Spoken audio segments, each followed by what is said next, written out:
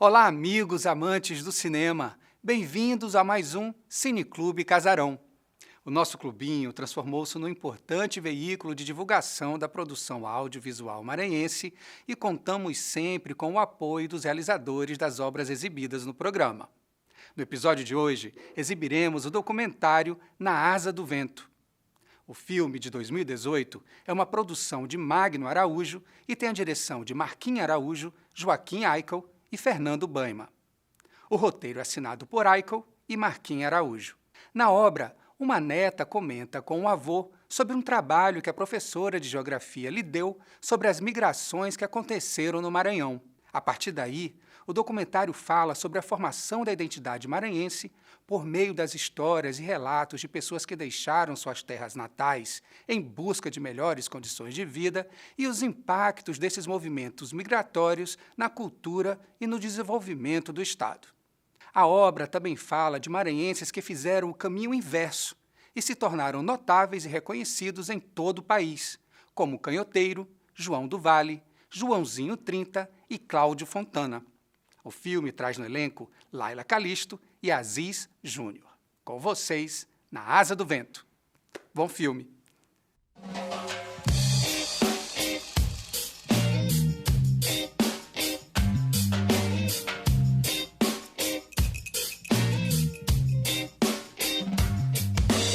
Veja adolescente, veja juventude, muita informação, pouca atitude, lute pelos seus ideais, lute. Oi, vô. Meu amor, tudo bem? Bom, a professora mandou um trabalho e eu tenho certeza que o senhor pode me ajudar. É um trabalho sobre a história do Maranhão. E o senhor sabe tudo sobre o nosso estado. Você sabe que esse estado é lindo, cheio de histórias Mas vamos ver, o que eu posso fazer por você? A pesquisa sobre a migração do nordestino para o Maranhão. Mas, vô, o Maranhão não é Nordeste? Engraçado, né? Hoje é, mas ele já foi considerado meio norte, junto com o estado do Piauí. E também vamos ver aqui. Vamos. Éden do Maranhão. Bora ver. Acho que a primeira coisa que a gente tem que lembrar quando se trata desse encontro entre o Nordeste seco e o Nordeste úmido, quer dizer, entre o velho sertão nordestino, sobretudo, e esta área úmida que nós chamamos de Maranhão, é que o Maranhão não é propriamente Nordeste. Isso está muito relacionado também à configuração dessas regiões. Em 50 o Maranhão é incorporado, mas como Nordeste Oriental, né, e só posteriormente é que a gente tem a configuração que o Nordeste tem hoje. Né? Então essas configurações de região no Brasil, que são também políticas, que elas não são só através de critérios naturais, ela vai mudando muito ao longo desse período. Então, o Maranhão já reconhecidamente se distingue desse outro Nordeste. Claro que hoje a gente vê, por diversas razões, algumas das quais levada pela devastação ecológica e tal, a gente vê a aceleração, a nordestinização desse Maranhão que temos hoje. Então, mesmo após a configuração do Maranhão como parte do Nordeste, sem ser o meio norte ou sem ser o Nordeste Oriental juntamente com o Piauí, continua havendo nas falas, né, tanto no jornal, como em documentos oficiais, como nas entrevistas, nos relatos de memória, há uma distinção entre o ser maranhense e o ser nordestino. Mas essa distinção entre o Maranhão e o outro Nordeste, a expressão outro Nordeste é de Gilberto Freire, não é apenas de ordem geográfica. Para quem tem a vivência do outro, para quem tem o pé nas duas regiões, como é o meu caso, é muito fácil perceber que essa diferença é também de ordem antropológica, de ordem sociológica, de ordem de valores econômicos e comportamento diante, chamemos, da riqueza, não é? da busca do dinheiro, etc. E da moral familiar, por exemplo. e por aí vai. Então são bem diferentes esses dois Nordestes. Nós temos algumas tensões entre maranhenses e nordestinos, né? O maranhense é visto como o preto, feiticeiro, o macumbeiro, como o índio, porque não tem a noção de acumulação. É visto também como aquele que não é católico, que não casa na igreja, não é? Que se junta, que vivem amaziados. Então, essas diferenças elas são perceptíveis nas narrativas, né? Se pontua muito isso. A gente percebe um racismo muito grande do migrante nordestino em relação ao maranhense. A boa intenção do ponto de vista econômico não levou em conta as diferenças, as caracterizações, as especificações de ordem antropológica.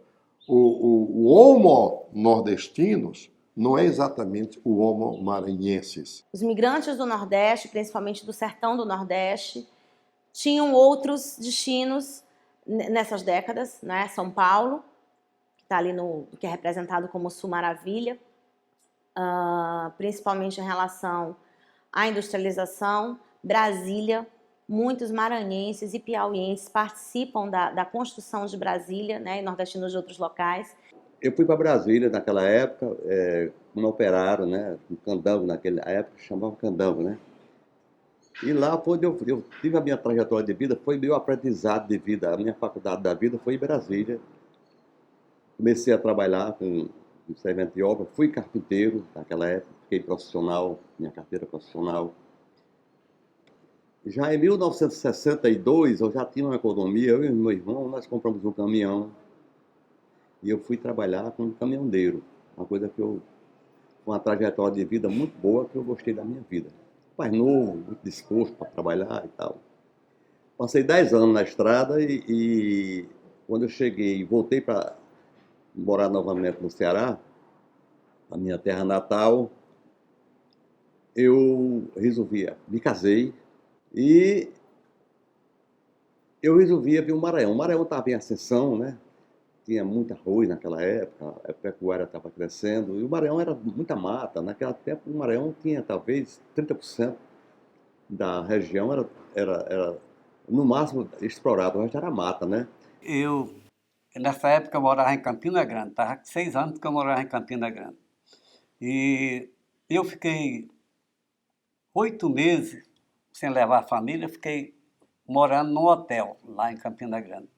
E esse hotel, ele era caminhoneiro, só tinha caminhoneiro, né? E era o movimento de caminhoneiro, e eu fiz amizade com os caminhoneiros, e eles andando aqui para o Maranhão, né? E eu sondando, né? Um andava para Bacabá, o outro para Santo Inês, o outro para Pedreiras. Só não vinha para aqui, porque eles carregavam carga, trazia mercadoria de lá, cerveja e guaraná e tal, e levava arroz, né? Os caminhoneiros. Aí eu comecei a criar vontade de participar desse comércio aqui, porque eles me contavam tudinho como era, né? Disse para minha família, vou morar no Maranhão. Já tinha posto lá, já tinha 2 postos lá no Ceará, a empresa já existia, né? Mas eu notei que o progresso era aqui. O Ceará é bom, também tem, mas eu achei que aqui era o lugar da gente ter uma abrangência muito, muito forte no mercado, estava crescendo, né? De maneira que eu comprei um posto na cidade de Santo Inês, que é o Magnólia 1. Nessa época ele tinha outro nome, mas eu mudei para o nome da minha filha, a minha primeira filha. E começou minha trajetória no Maranhão. Os cearenses, eles são da diáspora no Brasil. Os cearenses e os gaúchos, né, são talvez a naturalidade que a gente vê mais espalhada em todo o país. Então, existe uma cultura da migração, né? Não que não existam fatores de expulsão, não que a seca não seja um desses fatores, mas a gente precisa pensar para além disso. Fui convidado para vir trabalhar no Armazém Paraíba, no Maranhão. Eu vim de avião, né? Eu vim de ônibus da minha cidade, que era no interior, para Cajazeiras, na Paraíba. E peguei um avião, o DC-3. Era um aviãozinho, era um misto, que ele subia em Recife, baixava em Campinas, subia em Campinas, em Cajazeiras, subia em Cajazeiras, Iguatu, de Iguatu, Fortaleza, de Fortaleza, Crateús, Crateús, Teresina, Teresina, Caxias, de Caxias, Codó, aí quando chegava aqui. A gente saía 4 horas da manhã, chegava aqui às 18 horas. Eu cheguei em Codó em novembro de 66, assumi lá a loja. Quando foi em agosto de 67, os donos estavam gostando do meu trabalho, aí mandaram que eu fosse inaugurado em Caxias, porque Caxias era uma cidade maior, Codó era uma cidade naquela época 3.600 habitantes, quer dizer, um município, né? E Caxias tinha 18, né? Era muito mais desenvolvido.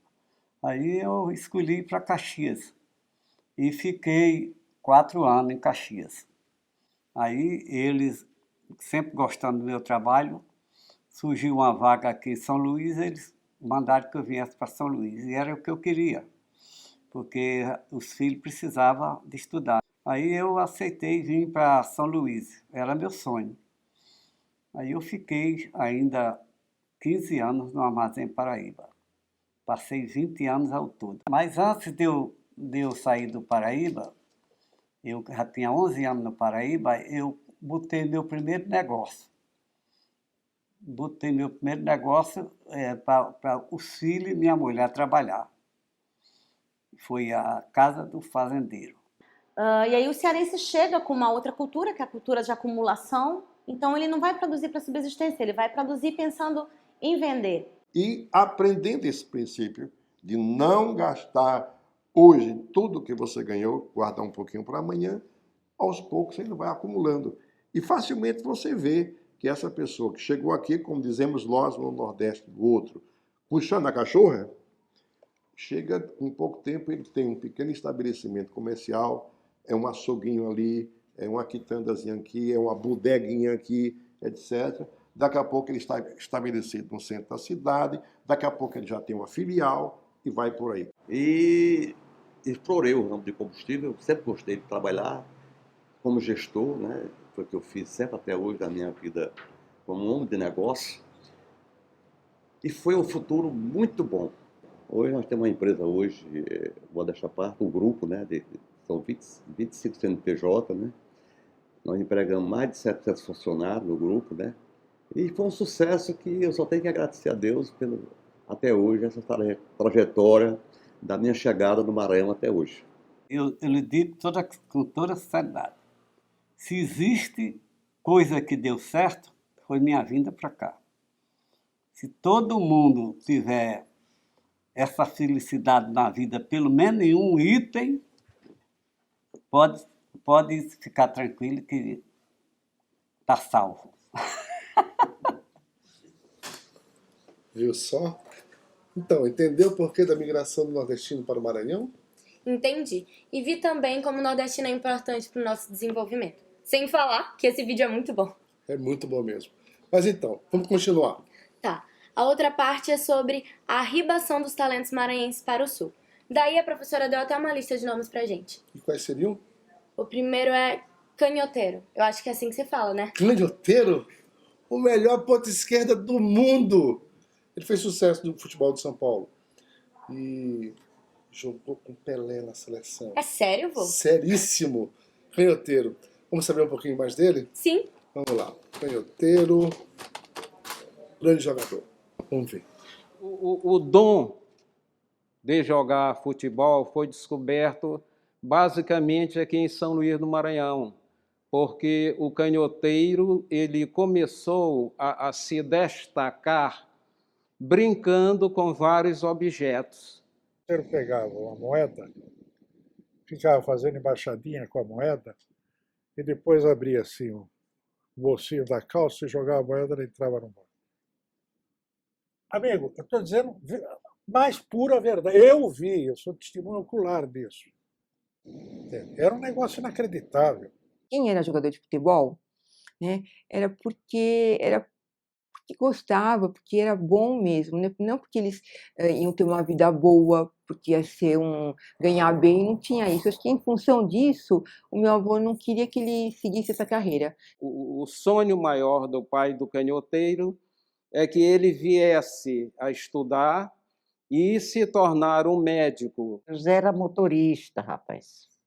Ele trabalhava em táxi e ele tinha um ponto de táxi ali. Eu conheci ele por ali, eu ia muito na igreja, eu gostava muito de ir na igreja.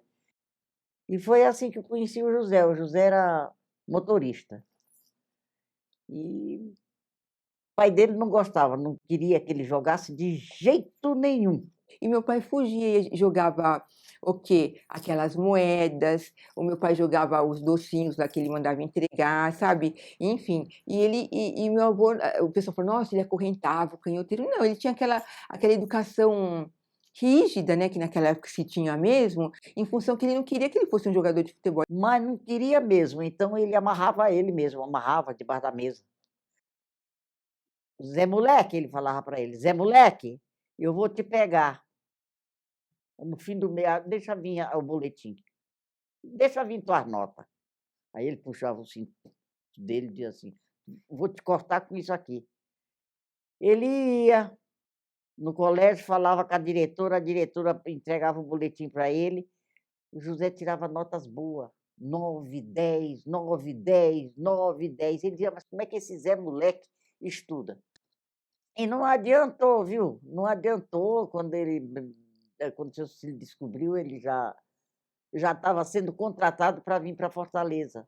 Times lá do Ceará, não é? Como o América, eles já andavam aqui em São Luís do Maranhão para observar o canhoteiro, porque antes do canhoteiro sair de São Luís do Maranhão, o nome dele já começava a correr por outras localidades. O certo é que ele saiu daqui para o Ceará, foi jogar no América Cearense e lá ele se tornou jogador profissional.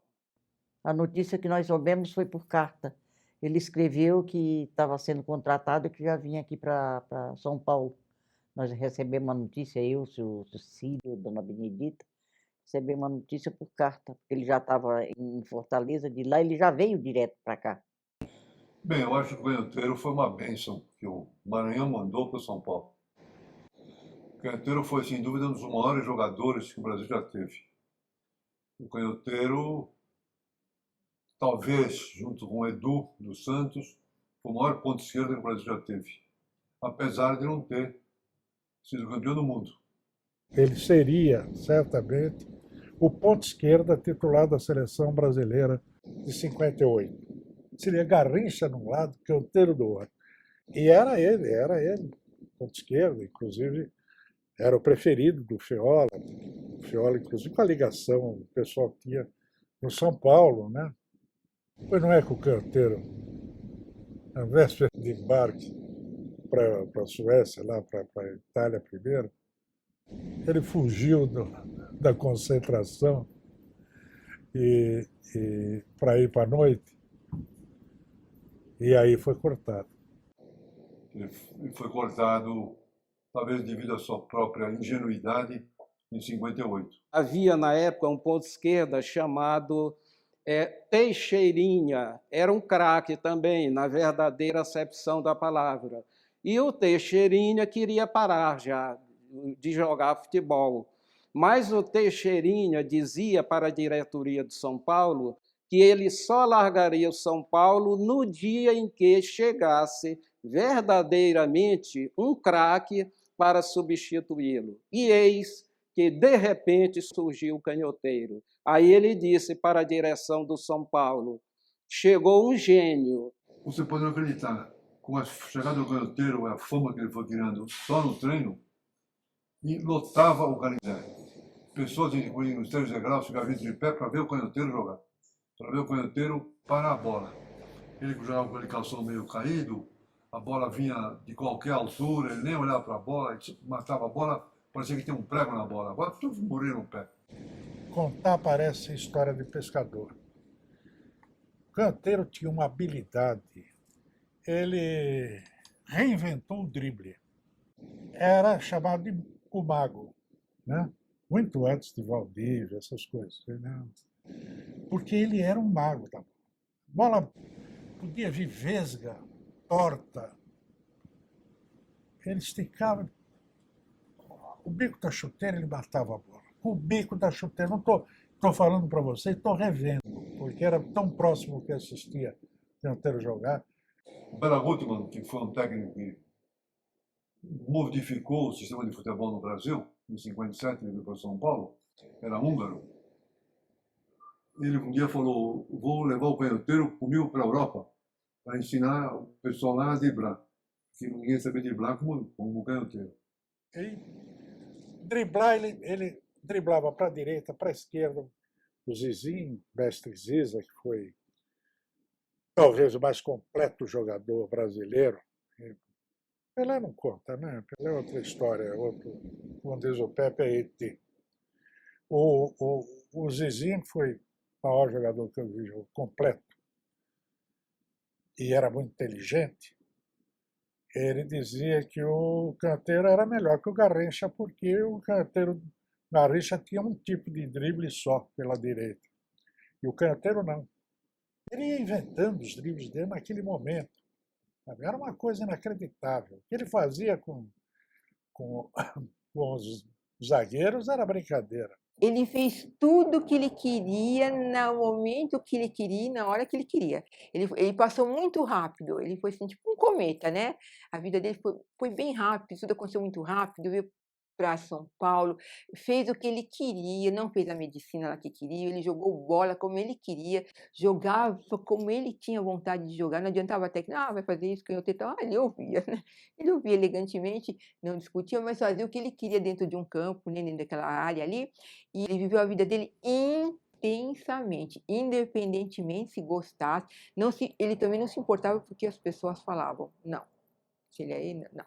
Ele fazia o que ele tinha vontade de fazer.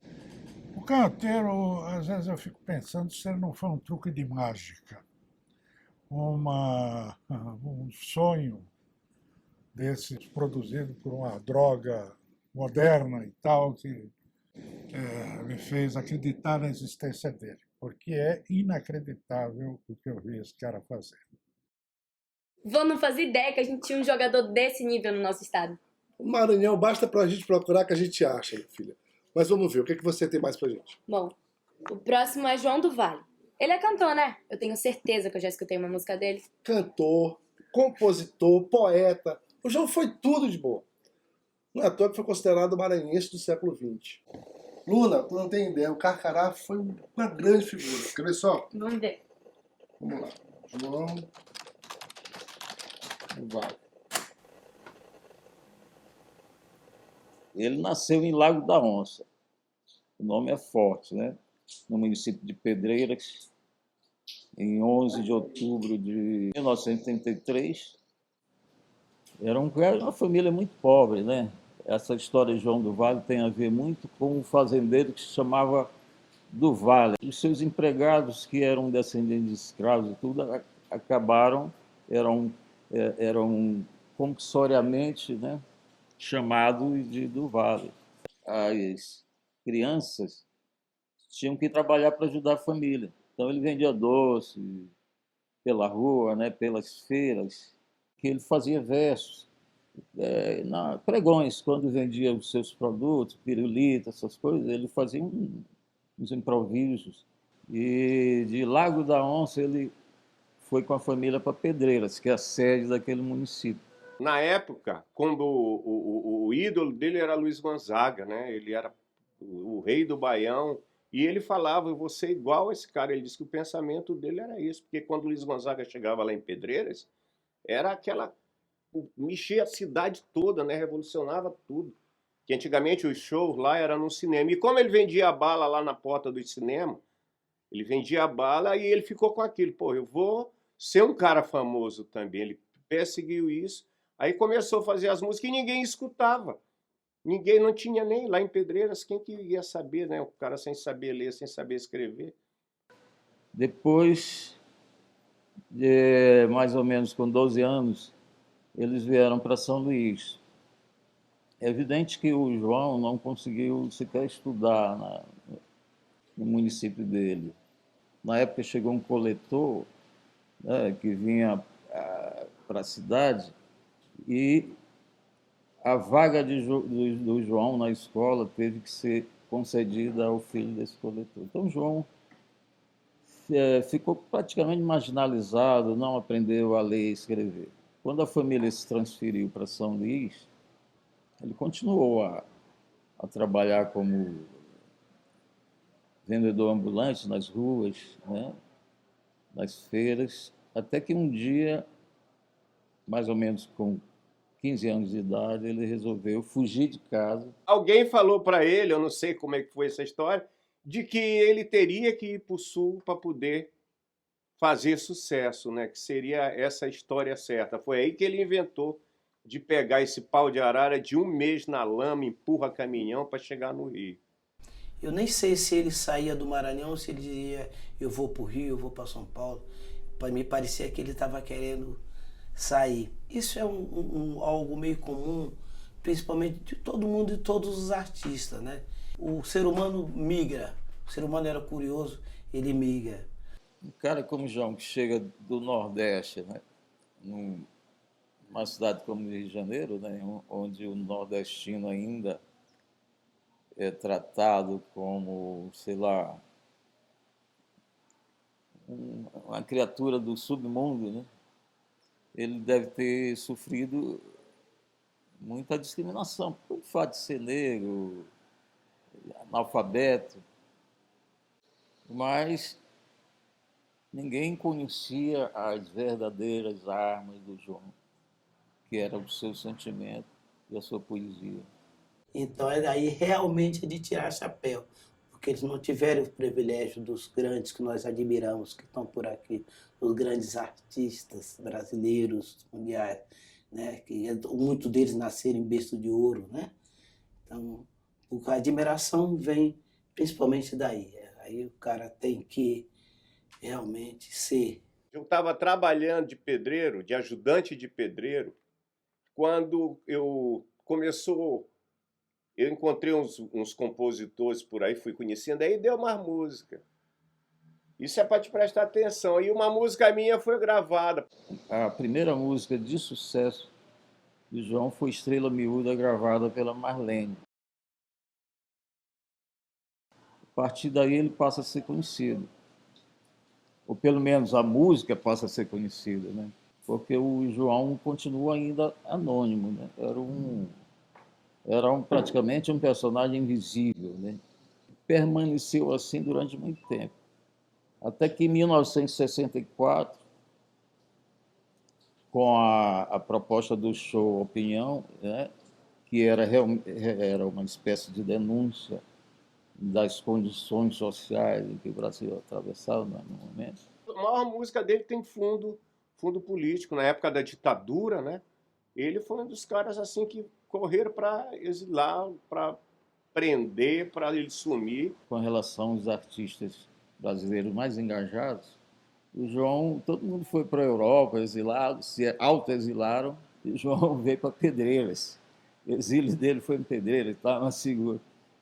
De modo que depois passou, né, essa nuvem escura, o João realmente passa a ser festejado como um grande compositor brasileiro. O Carcará, inesquecível Carcará. João, fora disso, vai viver e morrer compondo. Isso é só os grandes compositores, só os reais compositores da música popular brasileira têm isso naturalmente. João é o máximo. Então ele achou que ele, sendo cantor, mesmo atravessando, ou não tendo vibrato, não tendo estudado nada, que ele não estudou nada mesmo, era dom musical, ele ia ser mais conhecido, ia ser mais respeitado, e ia ter aquela coisa que ele queria, que era essa fama que ele saiu daqui de Pedreiras para ir buscar, ele sendo cantor. Aí, quando ele cantou, ele disse, agora eu me consagrei. Que aí ele não deixou mais ninguém gravar nada também. Teve uma época que ele ficou totalmente desacreditado, né, por causa da bebida. Foi quando entrou Chico Buarque. Chico Buarque foi no Forró Forrado e falou assim, vou ajudar João. E fez um projeto, e esse projeto ele conseguiu gravar um CD, que foi o último CD que ele gravou, que eu fiz parte. É uma produção de Fernando Faro com a direção musical de Chico Buarque, entre João e convidados. Eu quase morro nessa época aqui. Eu teve as músicas dele tocando, né, por causa desse CD, que o CD fez sucesso de novo, aí trouxe ele de volta. Esse CD trouxe. Aí começou a aparecer os shows. E aí sim, o João ele consegue completar tijolo após tijolo esse seu destino, que era ser um dos grandes gênios da música popular brasileira. Luna, como é emocionante esse João do Vale, né? Uma história de coragem, de superação, a história de como as coisas podem dar certo. É verdade. Agora eu entendi porque ele é considerado o maranhense do século XX. É o Carcará, né? Vamos ver o que você tem aí, Mari. Tá, o próximo é Joãozinho 30. Joãozinho 30? O homem que revolucionou o Carnaval do Rio de Janeiro, Luna. Vamos ver aqui, vamos ver. Joãozinho 30.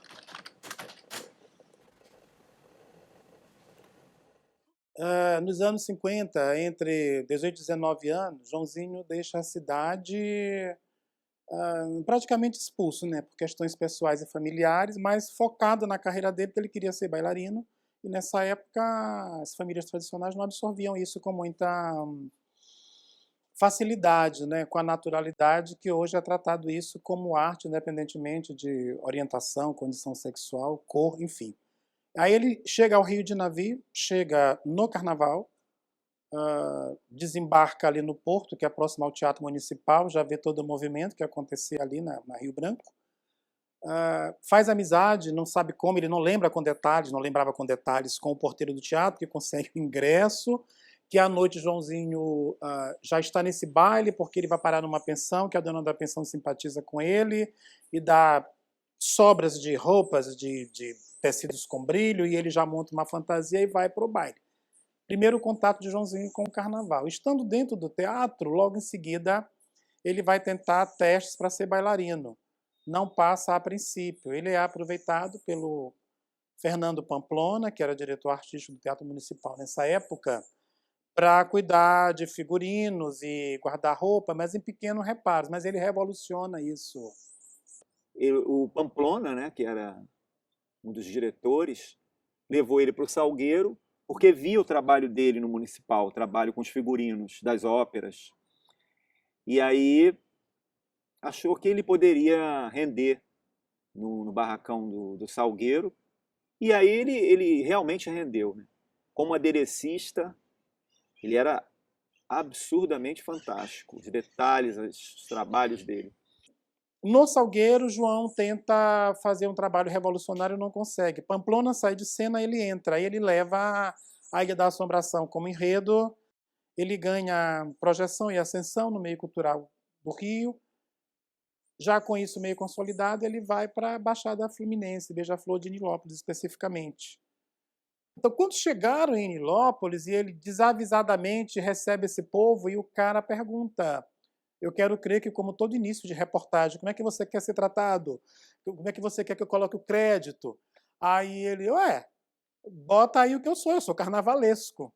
Então, ele inaugura aí o termo para o tratamento do artista plástico de carnaval, carnavalesco. Eu era passista, né? Já era sambista da escola. E quando ele chegou, foi assim, um acréscimo muito grande para a escola, né? Ele já chegou como carnavalesco, ele já chegou com aquela sabedoria toda, não só de carnaval, como de vida, né? Como experiência de vida, entendeu? E o importante do João, ele queria fazer nascer.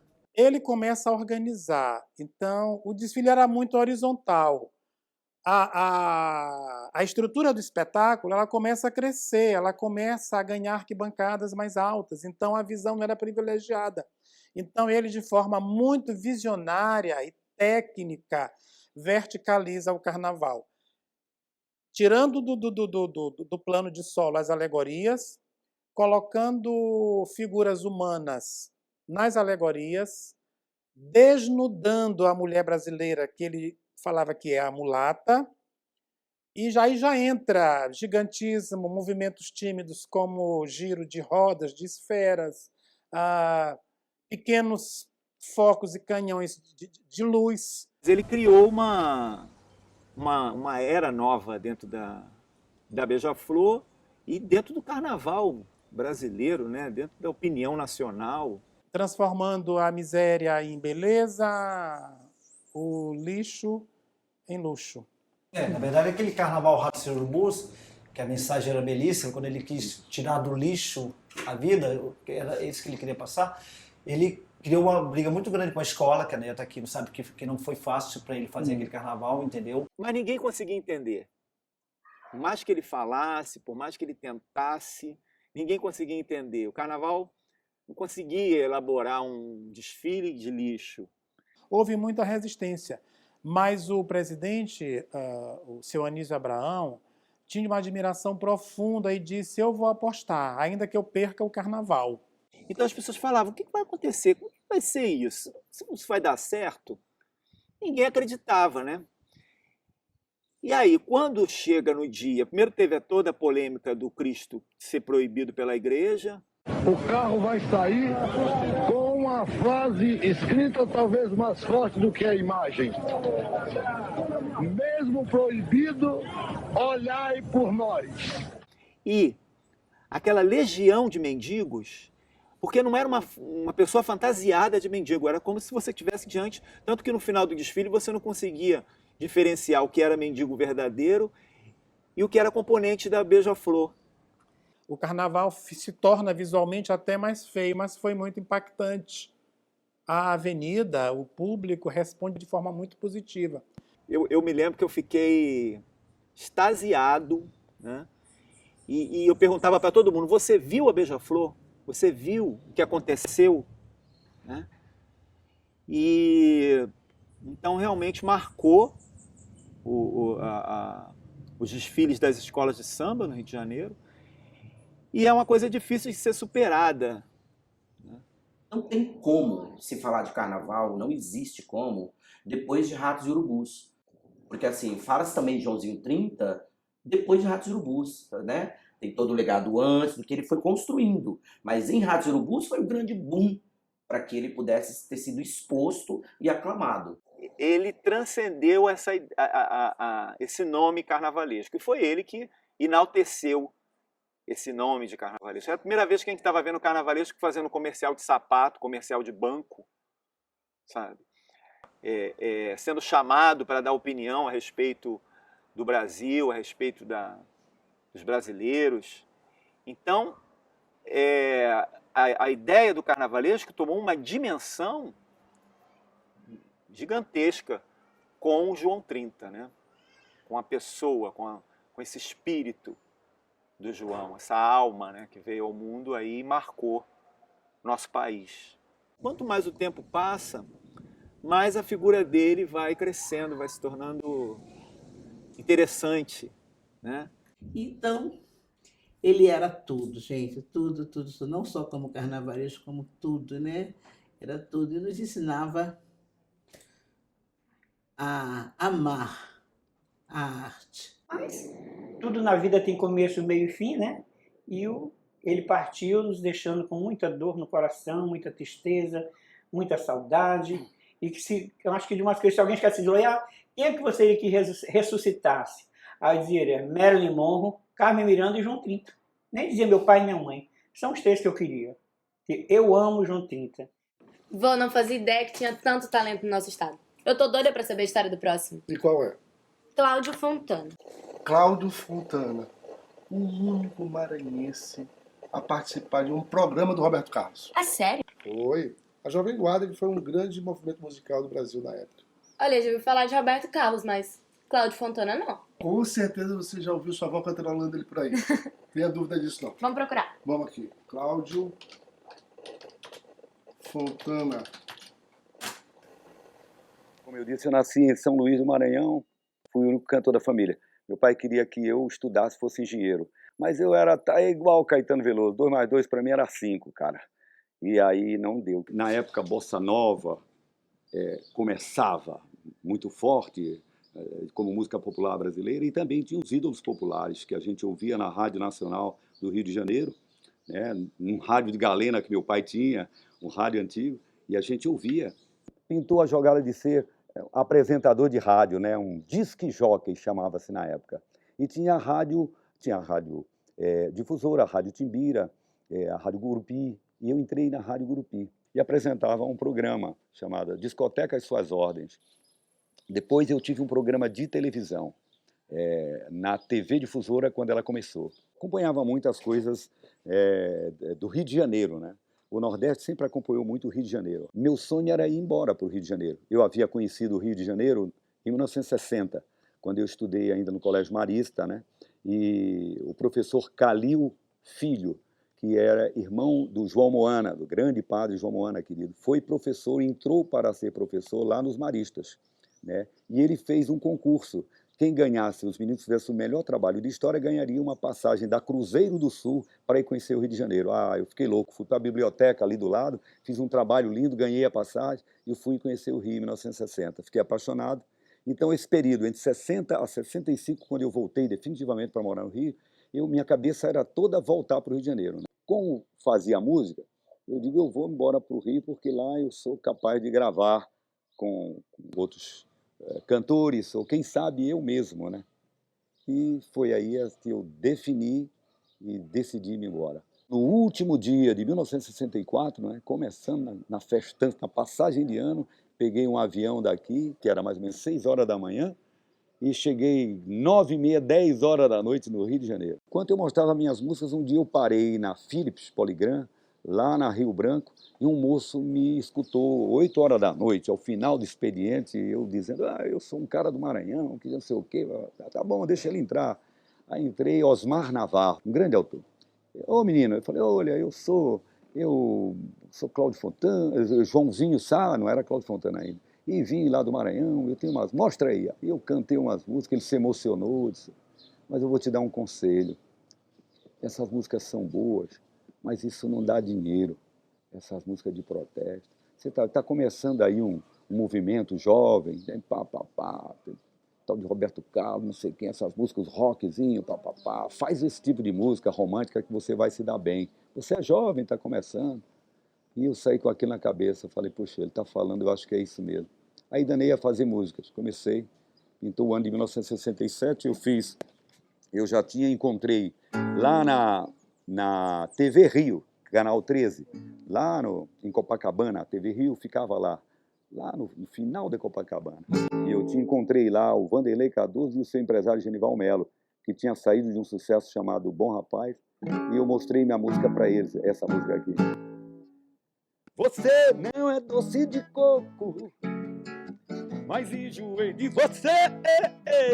Você não é doce de coco, mas enjoei de você. E, rapaz, ele adorou, e aí gravou, e o Brasil inteiro arrebentou essa música. Depois do Bom Rapaz, que tinha sido uma música do Geraldo Nunes, o Brasil cantou comigo essa canção, até que pintou em 1968 para 69, eu cantando. O meu primeiro sucesso cantando, que foi a canção Adeus Ingrata, né? A música foi o meu primeiro sucesso como cantor, mas de autoria do Geraldo Nunes. E aí a minha vida começava, deslanchava. Pessoas me pedindo canções para gravar, e eu fui fazendo mais, né? Outros artistas gravaram músicas minhas. Terminou até no tempo de lá até aqui, desse 67 até aqui, 50 anos, né? Eu tenho cerca de mais de 500 canções gravadas. O que me orgulha também muito eu sou o único maranhense que participou desse movimento chamado Jovem Guarda, cantando no programa do Roberto Carlos, e que mudou o comportamento do jovem naquela época e no Brasil. Né? Mudou o comportamento musical do Brasil inteiro. 2 movimentos, o movimento da MPB, que era ele Regina, aquele pessoal todo, né? E o nosso, que era Roberto Carlos e toda aquela turma. Quando Roberto fez Jesus Cristo, né?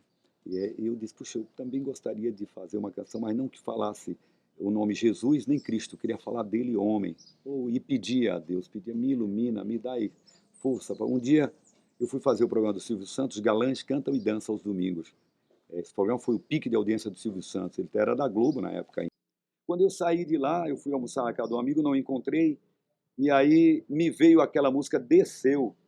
sabe? Inspiração total, o refrão na cabeça. Eu fui pro meu apartamentinho, peguei o violão e a música desceu inteira, né? O Homem de Nazaré. O sucesso veio primeiro na voz de Antônio Marcos, mas o autor da letra e da canção é o Cláudio Fontana. Então, até hoje, desde 1973, são mais de 52 artistas, cantores, grupos musicais, gravado em inglês, francês, espanhol, italiano. Eu não estou falando isso com orgulho, hein? Estou falando com humildade, mas feliz e agradecido a Deus. São mais de 25 milhões de unidades de disco com esse pessoal todo.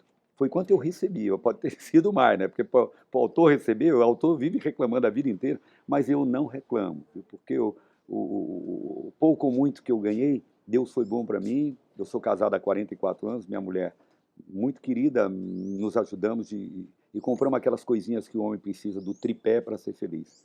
A casa que eu moro até hoje, eu comprei com o dinheiro do Homem de Nazaré, o primeiro dinheiro que entrou.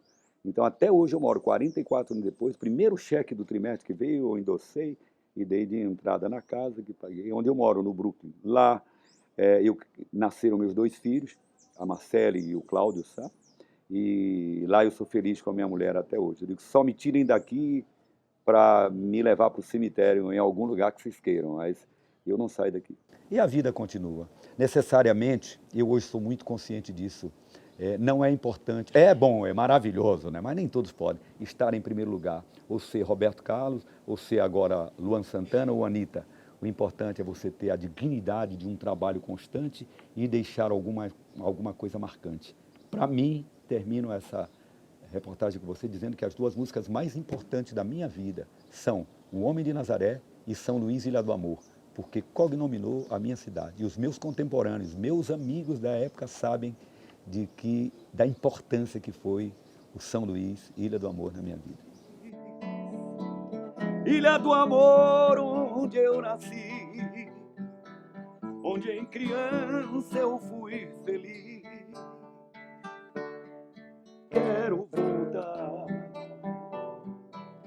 Quero voltar pra São Luís, Ilha do Amor, onde eu nasci, onde em criança eu fui feliz. Vô, eu já escutei a música O Homem de Nazaré. Ela é linda. E só me lembra o Natal. Ela é maravilhosa, mas eu acho bom a gente continuar, porque a sua avó vai já chamar a gente pro almoço. Tá bom. Essa parte já acabou. Agora é sobre a migração dos sulistas para o sul do Maranhão. Foi para plantar soja, não foi? Soja e arroz. Os sulistas vieram para cá porque aqui as terras eram muito baratas na época. Daí eles começaram a produzem muito hoje e hoje já exportam para o mundo inteiro. Que massa! Vamos ver. Vamos ver aqui. Os louros e os louros do Maranhão. Falamos de uma migração do Maranhão, falamos de uma migração para o Maranhão, não é? Em sentido leste-oeste, a migração do Nordeste seco para esse meio-norte, conforme nós dizíamos no começo. E agora nós temos obrigados a falar dessa outra migração, a migração sul-norte, que se dá em busca exatamente das terras do Maranhão. O Maranhão a gente só se ouvia falar em aula, né? Geografia. O Maranhão para nós era outro mundo, que é na outra ponta do Brasil, né? Jamais eu imaginava um dia que eu ia parar no Maranhão, né? Na verdade, meu pai, nos anos 70, mais exatamente nos anos 74, ele plantava no sul e era terra arrendada lá, né? Aí, como ele queria aumentar a lavoura e não podia comprar terra lá porque o preço era muito alto, aí ele resolveu sair do sul e ir para um outro lugar, que não era aqui a princípio. Aí ele mais 22 famílias compraram área em Mineiros, Goiás, que era uma área que depois ficou descoberto que é uma área dentro do Parque das Emas. E daí essa área ele não pôde tomar posse dela. Aí o cara que vendeu para nós na época, ele disse que tinha terra no Maranhão. Se quisesse, para não perder o dinheiro que pagou, aí pegaria aqui no Maranhão, né? Aí ele veio para cá na época. Ele mais as 22 famílias, né? E a migração do sul para cá, que é diferente do ponto de vista étnico e do ponto de vista também econômico, porque é uma migração que não vai se caracterizar por ser uma demanda de gente pobre, mas de gente aventureira, de gente que tem algum capital já. Será provocado fundamentalmente pela grilagem de terras.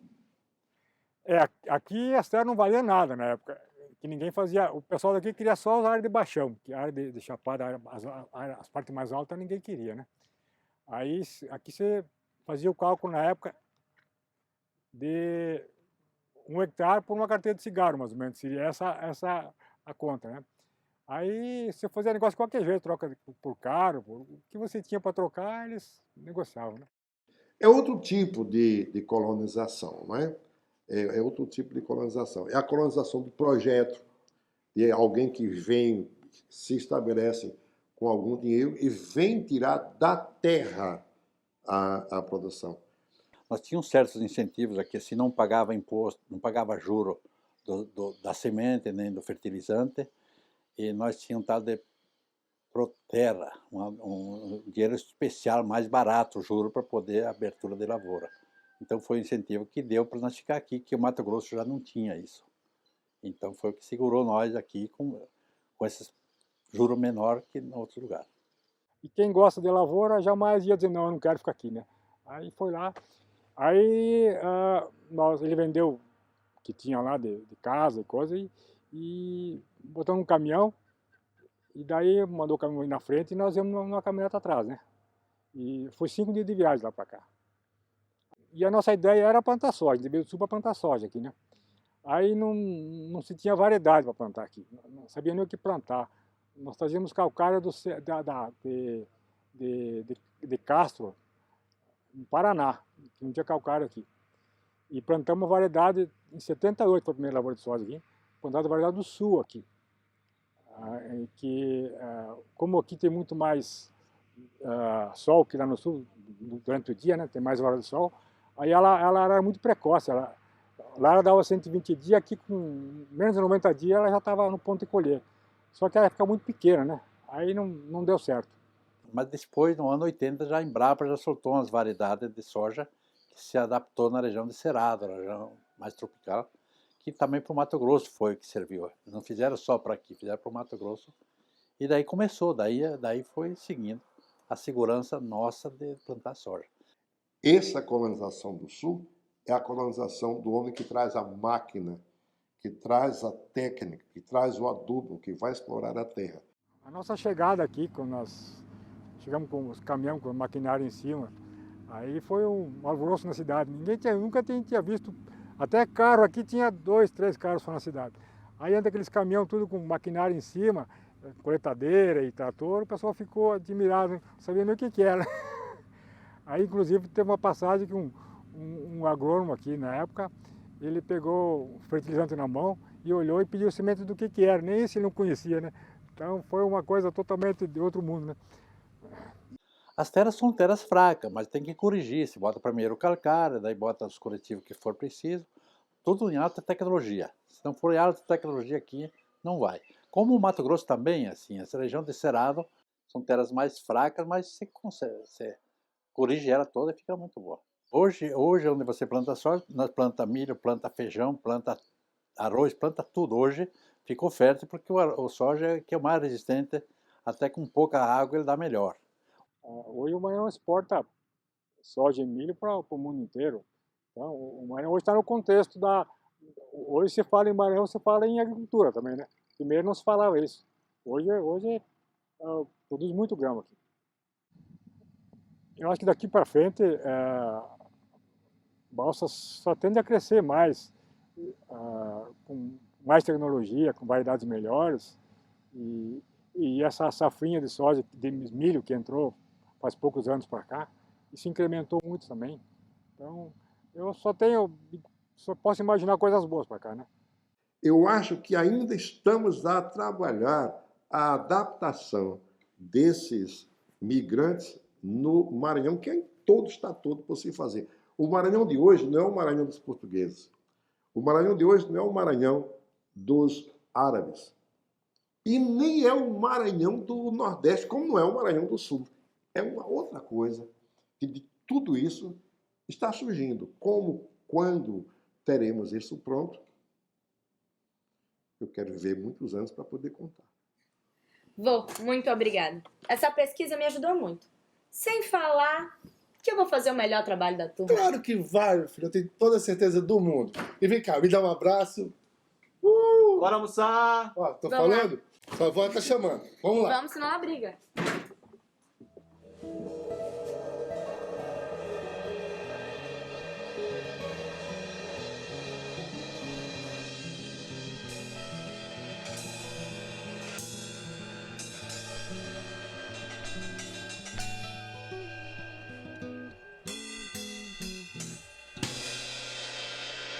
Deu meia-noite, a lua faz um claro. Eu assobo no zaro e vou brincar no vento leste. A aranha desce puxando o fio da teia. A ciência da abelha, da aranha e a minha. Muita gente desconhece. Muita gente desconhece o maravilha. Muita gente desconhece.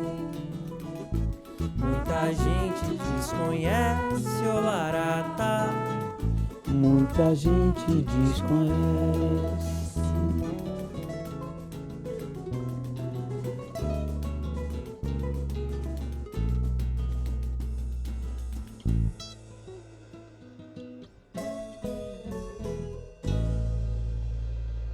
A lua é clara e o sol tem rastro vermelho.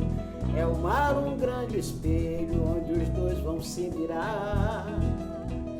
Rosa amarela quando murcha perde o cheiro.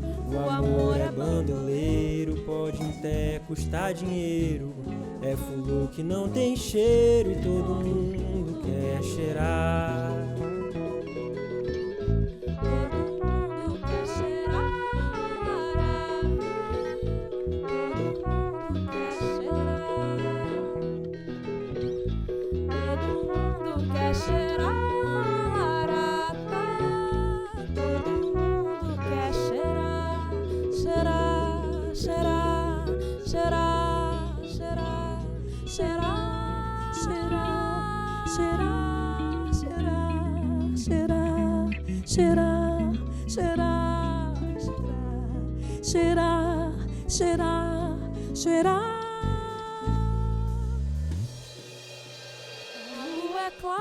O sol tem rastro vermelho.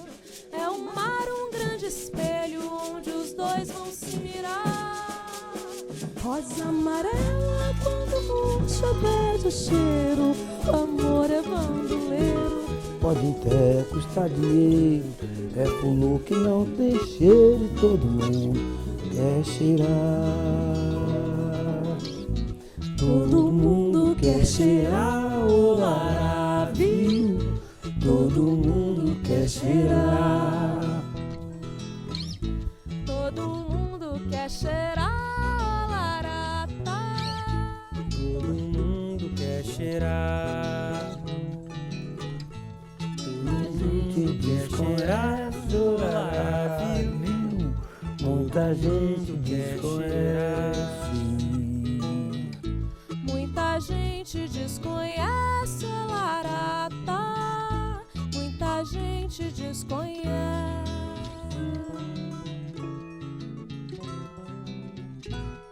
Será, será, será, será, será, será, Cheirou. será.